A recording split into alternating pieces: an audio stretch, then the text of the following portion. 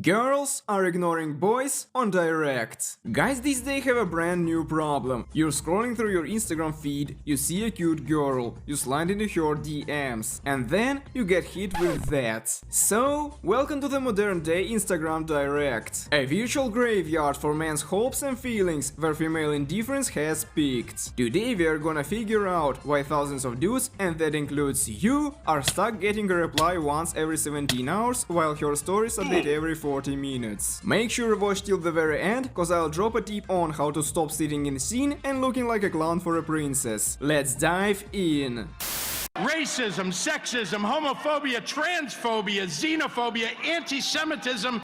I think everyone here is already familiar with this blown up meme. It perfectly captures how unreachable girls are on social media when you try to hit them up. The jester is the guy, hopelessly jumping for attention, and the princess is that snobby, indifferent Instagram girl. Now, the reasons behind all this are pretty bleak. These days we are seeing a crisis in offline communication. Online dating is slowly killing the in-person game. And honestly, it's obvious why. Less social shame when you get rejected, it's less scary to make the first move, and there is no her annoying fat friend right there to cock block you. This seriously lowers the psychological barrier, because getting ghosted after sending a text is way easier to swallow than a face-to-face rejection. Plus, boys who have ever tried anything in business know about the law of large numbers. The gist is, the more attempts you make, the closer your actual results get to the expected average. Or, to put it simply, you can't get rejected forever. Sooner or later, someone's gonna agree to grab a Starbucks coffee with you. The text 100, one will reply strategy seems solid on paper. This creates the illusion of easy access. She's just a person, 1 in 100, I'll just text her. So you text to the first, the second, the third,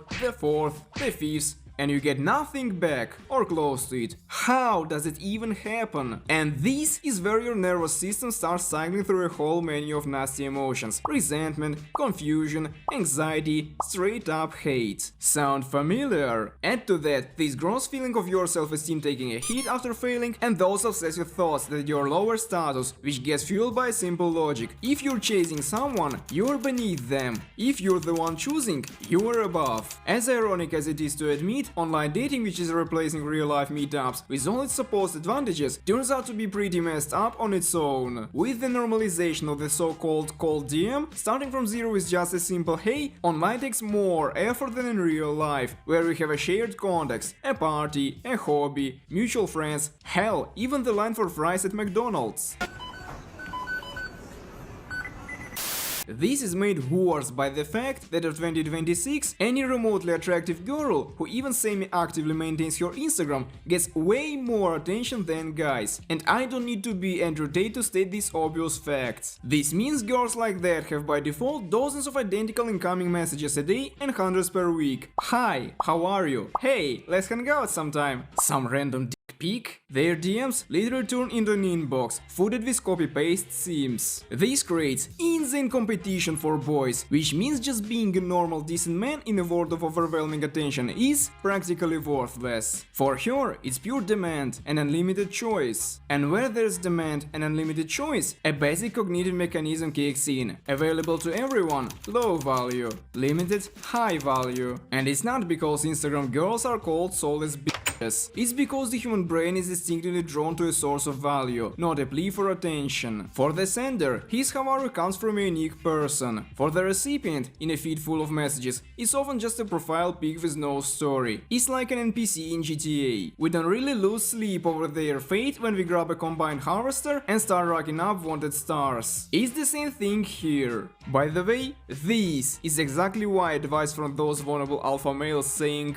"you gotta ignore your girl to show who's boss" doesn't work in these situations. If you start ignoring her, she'll easily find a replacement from the same pool of jumping jesters, and you'll be left high and dry. So what now? Just accept it and keep jumping like a jester? No, there is a way out. I hope nobody flies off the handle over me stating the obvious here, but as the saying goes, all things are simple. First is your Instagram profile. In a situation where first impressions are everything, ignoring your visuals is just just dump. The goal here is to become someone who stands out even in a crowd. Save your rich inner world and charisma for situations where these skills actually have a chance to shine. A dirty mirror selfie with the carp you caught fishing with your dad? Undeniably cool. I'd totally be down to chill on a board with a rod. Seriously. But let's be real, it's not gonna help you score with girls. TikTok is full of tutorials on how to take great photos without a pro photographer and a lens that costs 4 figures. Go for it. And of course, you gotta have pics from trips and cool events. This gives her a decent idea of what you look like and who you are, which calms the panic that some stalker creep is messaging her. Second, don't hit her with empty hi how are you messages, or god forbid, send a dick pic, even if it's 10 inches. Try some recon first. Like her photo and see if she likes back. If she does, you're golden. If you realize that's not cutting it and you're still drowning in a sea of identical sims liking her every post, then try dating apps, taking into account the photo tips above.